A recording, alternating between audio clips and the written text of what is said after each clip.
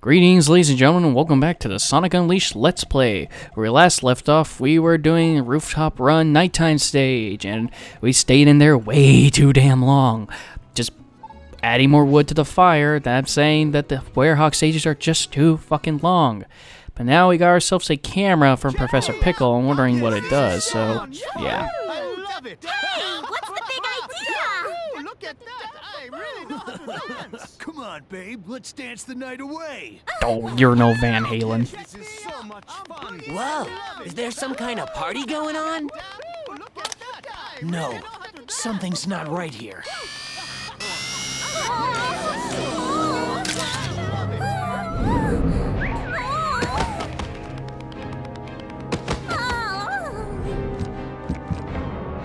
Oh, it's a carnival of creeps out there. So, yeah, apparently the camera has use at all. So, I guess we learned that these dark Gaia creatures are able to possess people's bodies. Yeah, kind of dark if you ask me. And you know, we'll get more into why they could possess, well, not why they could possess people's bodies, but more into what's this whole, the whole camera thing is all about. But, it's just your average Werehog fight, so as long as you don't die, great advice, I know, right? You'll be A-okay in this fight whatsoever. So, yeah.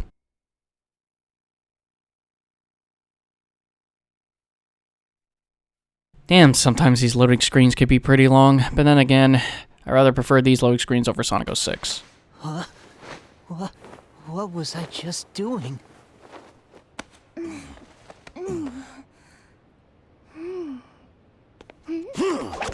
Hey! Wait up! Just now. Was that Sonic? Ah, that should calm things down a bit around here. Chalk another one up for Sonic. You know Sonic? Of course. He was here just a moment ago. Tell me what's happened to him. Please, tell me everything you know. I'll happily explain everything over a plate of cucumber sandwiches. It's fucking cucumber sandwiches. He's like Chip with the damn chocolate. I mean, seriously, guys. Drop the subject. You're making me hungry.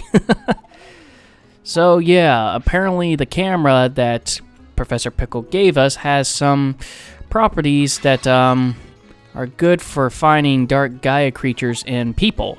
So, now since we have this camera, if you talk to people, you can actually tell their emotions by, whatever's floating above their head. Like, that guy had flowers, so I think that means that he was happy or he's in love with something. I'm not too sure what the case is, but what the camera's purpose is that, like I said, when you're talking to people, if you probably saw in the cutscene that all the townspeople had these, I don't know, these purple.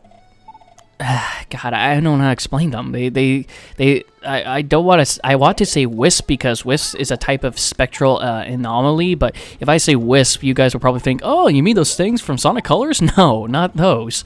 It's completely two different things. See, if you talk to the townspeople and find, the purple wisps above their heads, that's pretty much an indicator to let you know that they have been possessed by one of the dark Gaia creatures. So what you have to do is that you have to go up to them and press the Y button, you'll take their picture. In fact, I think this lady is actually one of the few people who are possessed. Yeah, see?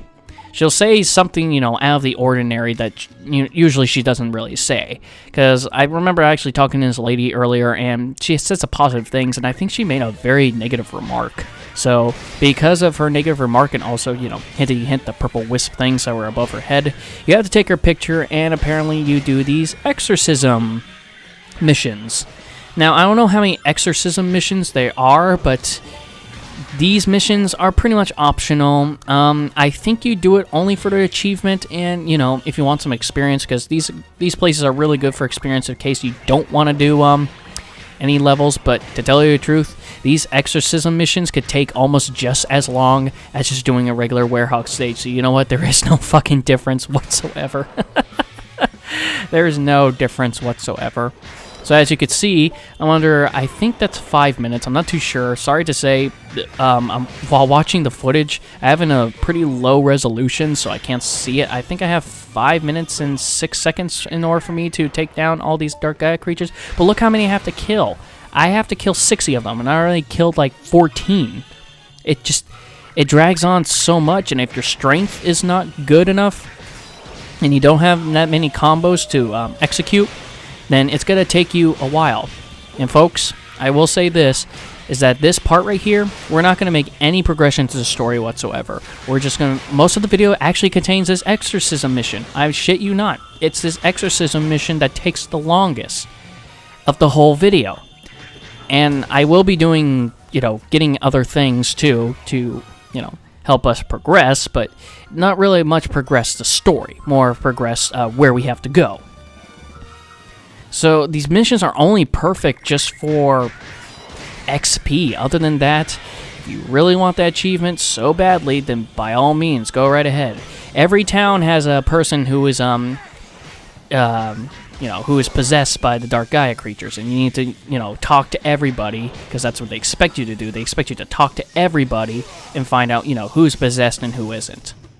Not everybody is possessed in the town, but there are a lot more people in some other towns that are more possessed than others.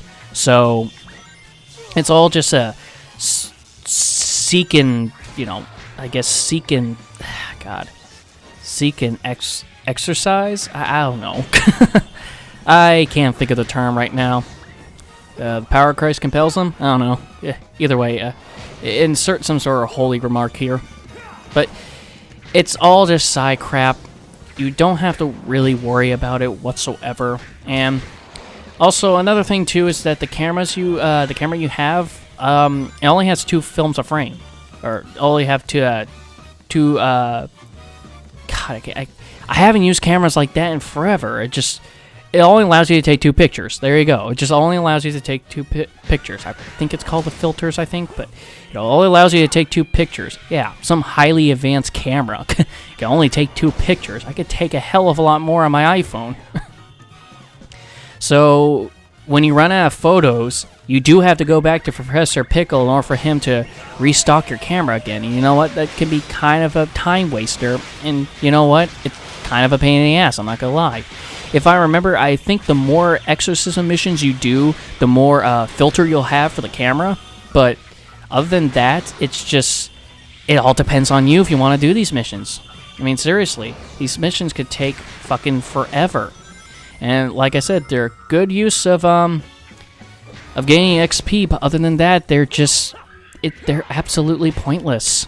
They just really are. And if your strength and your combos, like I said previously, aren't really top notch, then you're gonna either take too long with this thing, or who knows, you may possibly fail. I never failed these before, but if you guys tell me you failed at one of these exorcism missions, you'll be the first. I wouldn't blame you guys if you got lost or anything like that, but to tell you the truth, it's not really that hard to get lost. So yeah, look at her, she's all back to normal. She's like, oh, what happened? Yeah, we saved her and whatnot, but yeah. So folks, I'm just cutting a bit because this is around the time that I'm going to be doing a lot of editing, because, not gonna lie, I kind of got a little bit lost while recording this. I kind of had a hard time figuring out what I had to do next. I know which continents I had to go to, but I forgot the procedures of what I have to do in order to get to those continents. So yeah, I had to talk to Professor Pickle before heading off to Chunan, because I just head straight to the world map and thinking, oh, Chunan will be on the world map. Nope, I had to talk to him. It's backtracking like that or talking like that just diminishes the play value of this game whatsoever. I do like how Sonic Unleashed to me is actually a good game, but there are flaws in it that, only makes me play the game only so many times. Like I said, this is my 3rd time just playing the game. First time I played it on the Xbox 360, second time I played it on the Wii, and this one is my 3rd time just doing it for LP reasons, and the 4th time I'll do it is probably during my commentary group that I'm part of. Other than that, I'm not going to touch this game whatsoever unless I want to go back and play the daytime stages, because those are the only things that are fun about this game. Nothing else, nothing that concerns the Werehog whatsoever just compels me just to play this game. Oh yeah, I play Sonic Unleashed just to play as the Werehog. Fuck that. Just fuck it.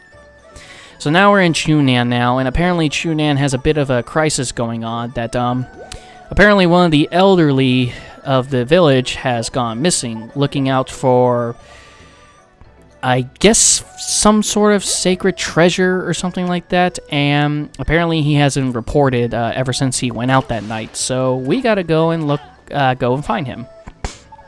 Of course, this asshole right here won't allow us to go through unless we talk to this woman named Lynn, who was the small woman we talked to on the on the table. And now, since we talked to Lynn and we were able to talk to the guy in front, he'll allow us to get into Chunan. But folks, I'm actually I actually cut to where I get to Spagonia here, the Spagonia stage hub world, because I forgot to pick something up while I was here. I forgot to pick up the wall jump shoes. Yep, like I said, folks, there will be power-ups that we need to get that, you know, in Sonic Colors and Sonic Generations we already have, but in here we have to pick them up. I think that's kind of cool for consistency reasons, that, you know, if they expect you to play Sonic Unleashed, it's like, oh yeah, well, they all know that in Sonic Unleashed, Sonic got the wall jumps and the stomp move and the air dash and the light speed dash and whatnot from that game. So, you know, just put them in the future releases, and, you know, I gotta do like that for that kind of aspect, but still, why can't he just have these moves naturally? I just don't understand why, but I don't frankly need the wall jump boots right now, but I'm just getting them, you know, for later, because frankly, I don't realize that I need to actually get to, back to Chunan, but I actually have to do the nighttime stage, because somewhere in the back of my mind, I feel like I have to do the daytime stage, but no, I actually have to do the nighttime stage. So I'm cutting back to Chunan's stage hub world, and I'm actually going to get the air dash boots while I'm at it. So, yeah. Actually, it's kind of a good thing that I went back to get the wall jump, because you need the wall jump in order for you to get the air dash boots. And these are the boots that are the air dash shoes, sorry, whatever you want to call them. But these are the prime reason why putting the homing attack on the X button wasn't the brightest thing to do, because as you could see right there, we could perform the air dash by also pressing the X button. So what does that mean? Well, sometimes when I want to do the homing attack and the reticule's there, sometimes it won't register as a homing attack and I'll do the air dash and fall to my death. That's the only problem I have with the homing attack being on the X button, is for that reason. Before you get that power up, it's not a problem. But when you get that power up, it's a humongous problem. So I'm glad they put it back to just the jump button again, because, you know, if it's been like that since Sonic Adventure, why should they have changed it? Who knows? But anywho, I cut back to the nighttime stage, or the nighttime hub world here, but folks, we won't be getting to another one of Sonic's where his damn nighttime stages. We won't get to the damn nighttime stages until next part, because this one just takes way too damn long. They are all just way too damn long. So, folks, I'll see you next time for part 9 when we get into his Chunan stage. So, until then, see you later.